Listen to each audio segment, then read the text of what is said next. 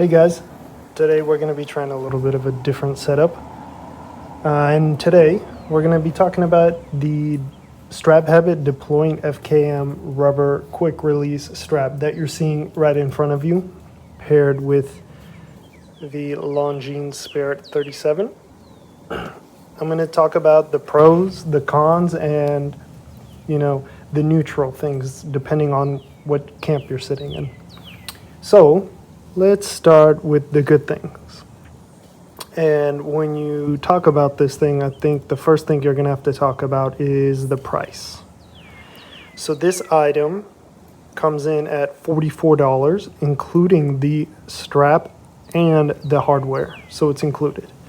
You can buy it separately, but that's the total cost, $44, which in today's economy, it's pretty good to get a FKM rubber strap and to get hardware included, all in that price. So in addition, you do get quick release spring bars. So I think that's the first pro, is the price, to get FKM rubber, to get included hardware and quick release spring bars.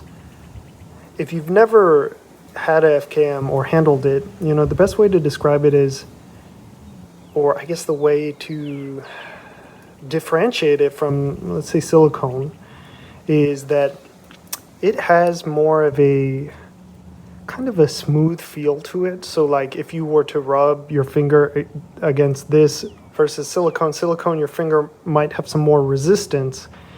Not sticky per se, but more resistance, where this is a nice smooth material. And some of the benefits is it doesn't pick up lint or debris. We've all had straps that do that before. And you can see on the other underside nice labeling or branding of the strap. And even there is some branding on the inside of the buckle. So depends on if you'd like out branding or not. But for me, I'm okay with this.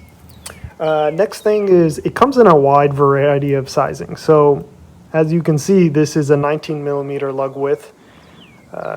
Thanks a lot, Longines. I don't care about symmetry. I mean, 19 millimeters versus 20. I would prefer 20 just because the variety of straps you can use, which you already likely have.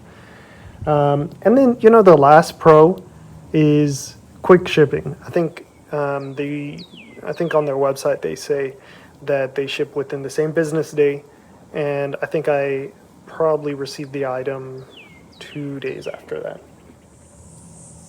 Okay, moving on to the cons. So for the price of $44, to get everything there is going to have to be some corners cut.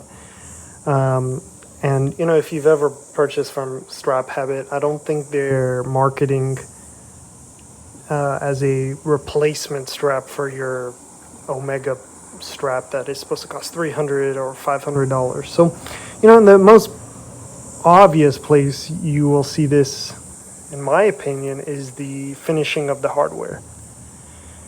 And, specifically what I mean by that is you can see just the shape of the hardware, the soft kind of corners or transition or lines overall you see. And by soft, I will bring into comparison a more expensive hardware from Artem. You can see here the sharper transitions, the sharper lines. Although this is slimmer, so I will give them that, but the overall kind of sharpness and transition points, it's a little bit more evident. Does that really matter? Does it matter on wrist? That's for you to say. And, other places where you can see kind of the finishing or the lack of finishing is you can see here the finishing, kind of the streaks. It's on the back of the buckle. Who's going to see that? But, I'm here just to report that to y'all. And then even you can see here a little bit of that streaking, maybe hard to come on camera, but you can see it there. Okay, and the next con is going to require me to put this on wrist, so let me show you. Okay, so the next con is that this strap, when on wrist, it is essentially lined up right down the middle of the wrist, which, to most that isn't a big deal, but I think ideally you would like it a little bit off to the center, so when your wrist does lay flat, you're not making necessarily direct contact or a lot of force onto the buckle, just for comfort and to prevent scratches. And then lastly, on that note, this end of the buckle, although it's 19, it does have a fairly dramatic taper down to 16, which, I'm always for taper. However, when it does taper down all the way to 16, it's kind of uncommon to have deployant buckles in 16. So perhaps if you wanted to use this, which is a 20 millimeter taper down to 18, not going to work. I have another deployant buckle from Strapcode, but that's also 18. So, 16 millimeter taper can be a little bit hard to pair buckles. And let's finish up with the neutral observation as I have. So it really depends on what you want from your strap.